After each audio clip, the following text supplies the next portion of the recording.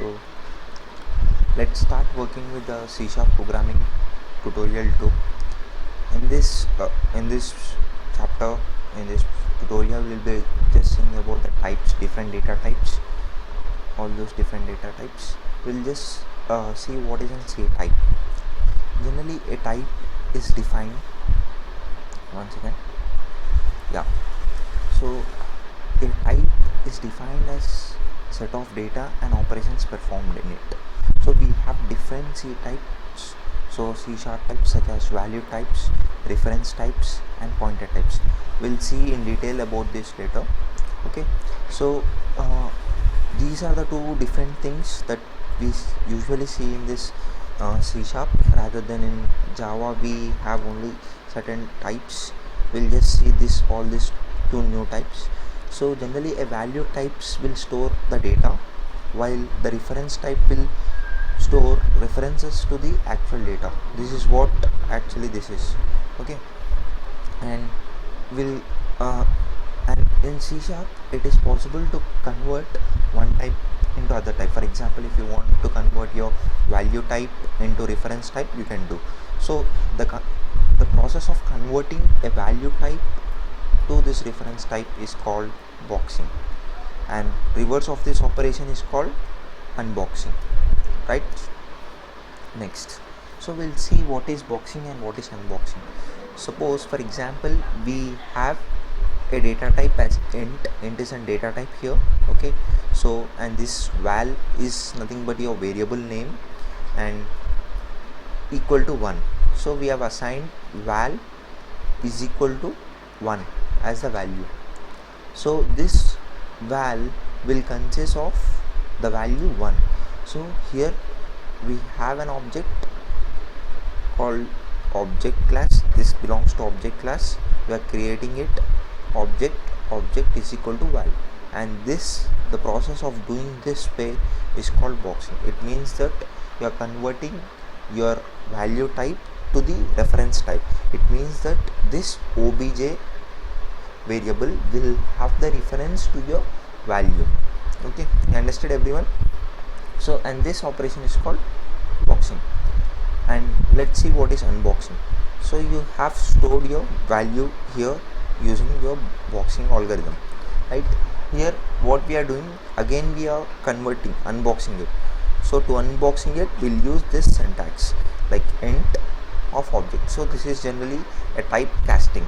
So basically this object is being referred to this object here, type casting it so that I will have the value, direct value of this val. Okay, you understood? Yeah. So now we'll go into see different data types, C# different data types. So as I already told you that we have three different types. One is value type, the other one is reference type, and the other one is pointer type. So we'll see what is value type. A value type is nothing but a value which has been directly assigned. For example, as we have seen int, as we have already seen int a is equal to 1. So int a is equal to 1 is nothing but a value. 1 is nothing but your value, so which has been stored in the value a. So this is what a value type can be assigned. So, and this is derived from system.value. This is the class system.value. So this is the class, it's been derived. So while using this, we'll use using system, right? So some of the examples of this is int, char, float, all these things. You all know this, short int, all those things. Example is here int count. So here int is nothing but your data type and count is nothing but your variable name. So the variable name could be anything, right? And this is reference type.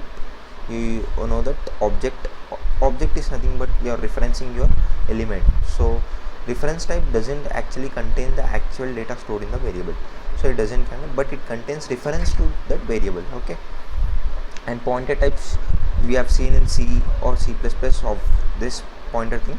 So it will just store the memory address, not the value, right? Memory address of that value of that variable, right?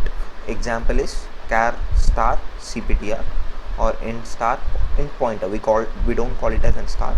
For understanding purpose we just use it, but we call it as a pointer, int pointer iptr. So iptr is nothing but your variable name, so that iptr will have the address of your value, right?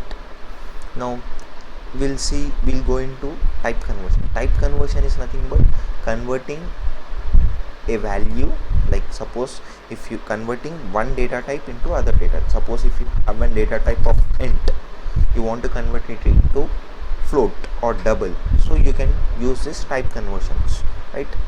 So this is a basic thing. This is the class that you have.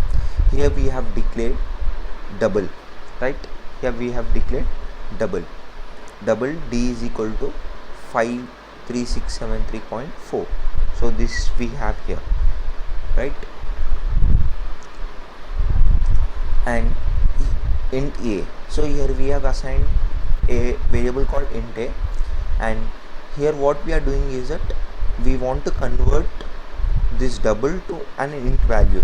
So I is equal to int, here explicit casting, this is an explicitly we are declaring converting the value of d, right? Int and d, this is a syntax that we'll be using for type conversions.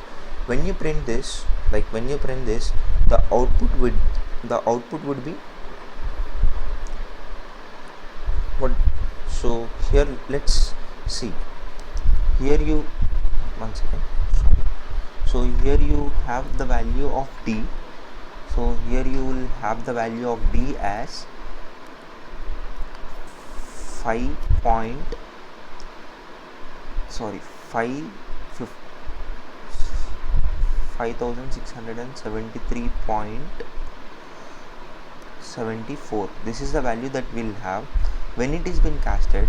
So we'll have the value of I as not the complete float value, only this value will be there, that is 5673 would be your I value, not 5673.74, right? This would be your output of your I, because it is been explicitly converted into int.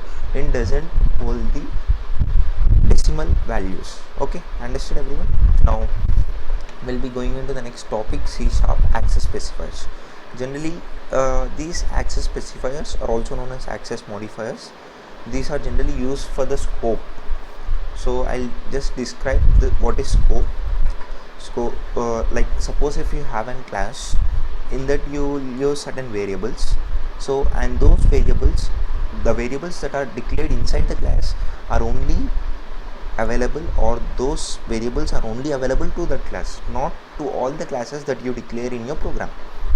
So that is nothing but that variable will be valid for your class, and it means that that variable is scoped to the class, it's limited to that class, the access is been limited to that class.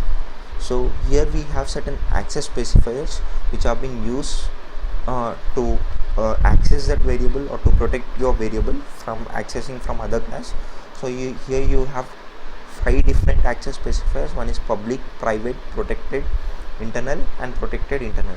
We'll see in detail about these access specifiers. So let's go into the public, right? So this is the most common access specifiers that we use in C# or any programming language when you consider Java also. So it means that suppose if you declared any variable as public, like public int a, so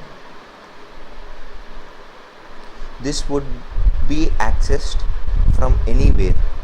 That means that there is no restrictions on the accessibility. So the scope of accessibility is inside a class as well as outside. So you can access from anywhere, it's public. You generally know the meaning of public, it means that it is been available to everyone. So that is what the common thing is.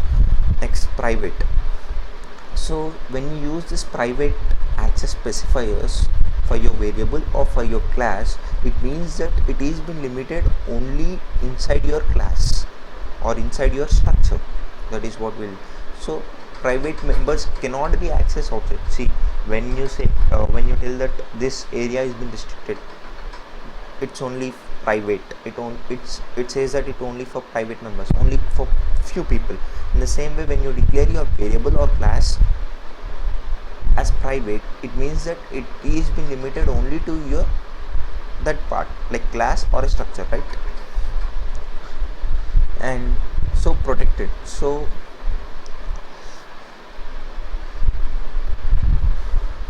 the scope of accessibility is limited within the class or structure and class derived. It means that here the difference, like when you say this both are equal things, but you have a slight difference between private and protected.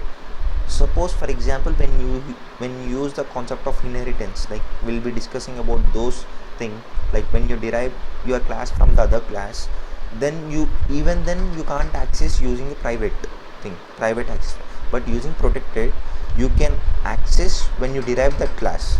You understand? We'll discuss about those examples in the later classes. Next, so this internal access modifiers can access within the program, like you that only can access within the program but not outside of your body, all those things, right? So next, protected internal is same access level for both protected and internal. So it's a combination of both protected and internal. It can access from anywhere in the assembly, like if you have one or four classes, so all those can access when you derive those things. So this protected internal is nothing but combination of your protected class and internal access specifiers, right? So this is a completion of tutorial 2, right? Thank you for watching.